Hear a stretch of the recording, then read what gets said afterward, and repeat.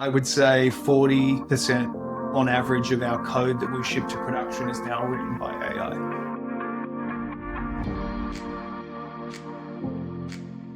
So our processes have changed quite a lot in terms of we put a lot of effort up front.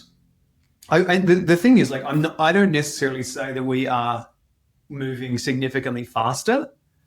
I'm saying that we're producing higher quality code. So if we say, I'm going to use my hands here, implementation would take this long for a feature previously, this long for requirements, this long for testing, something like this for quality assurance. Now implementation might be something like this. Let's say it's halved, but we at UserDoc are certainly spending double or more of our time on that planning phase. And here's one thing that teams miss about AI coding. The bottleneck hasn't disappeared, it's moved. Rickard's team ships 40% of AI-written production code, but they're not moving dramatically faster overall. Why? Because when implementation collapses from weeks until days, specification becomes your focus and your new limiter. If coding takes 2 weeks and planning takes 3 days, you optimize for coding. But if coding takes 2 hours and planning still takes 3 days, suddenly planning is 95% of your timeline.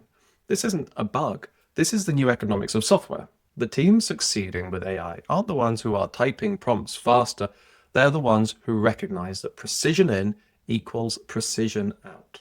Every hour spent on spec saves days of hallucination and refactoring. Because, you know, it's that garbage in, garbage out when working with AI. And if it's a confident junior developer who wants to impress you and do everything you can, if you leave any ambiguity or any context out, it's going to make an assumption. We have a lot more conversations about how things should work and get into a lot of detail. So it's a little bit anti-agile. If agile was like, let's move fast through this phase. Let's get it done and we'll bring some stuff and we'll go back and forth. I think that can work in some aspects, but for us, what's worked really well is just saying, let's really try and get through all the edge cases. The original sin of Waterfall wasn't the process of planning.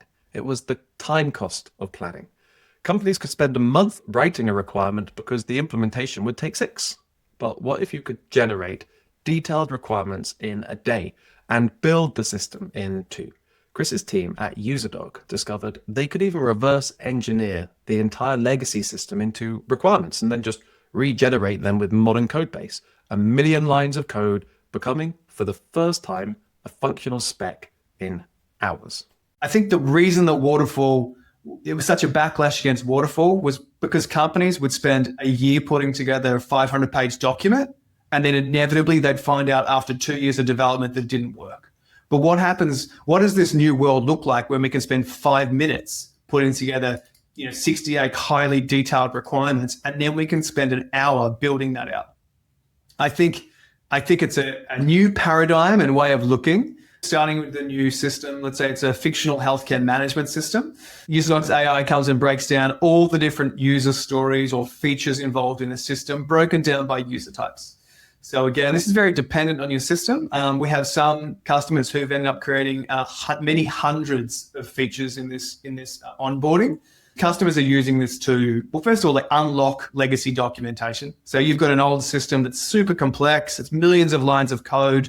You don't have this level of documentation, right? You can use UserDoc to surface that.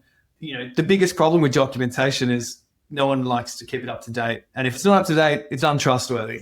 And if it's untrustworthy, it's worse than having no documentation at all, because you might go read something that says, this is what happens when you click the button. But if it's factually wrong, then it could cause a lot of problems. Here's what Chris is getting at. Generating those 68 requirements involved 5,000 individual model interactions, 5,000 prompts, context windows, agents acting as analysts, architect, product owners.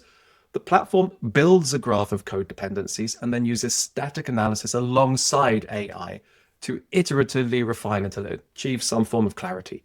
What looks simple to the user, paste your code, get a requirement, represents thousands of decisions that would take a human team months. Again, the complexity hasn't been solved, it's been moved. I can say this system here has 70 features.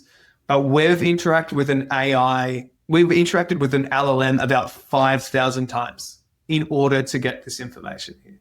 So for a user to do that themselves, that would mean writing 5,000 prompts to an LLM and putting in 5,000 versions of context in different, and by that I mean this code file or these functions in different manners, if that makes sense. Behind the scenes, we build a knowledge graph of all the code and all the interdependencies and relationships between the code, how they relate. We use some static analysis. So it's not all AI. We actually use static analysis to understand the different code and find relationships. Reconsidering Waterfall isn't about returning to old methodologies. It's about recognizing that AI has inverted a lot of the economics which we had gotten used to. When implementation drops from months to hours, the constraint moves elsewhere. Chris's insight: embrace it. Spend twice as long planning. The new bottleneck isn't how fast you can build, it's how precisely you can define what to build.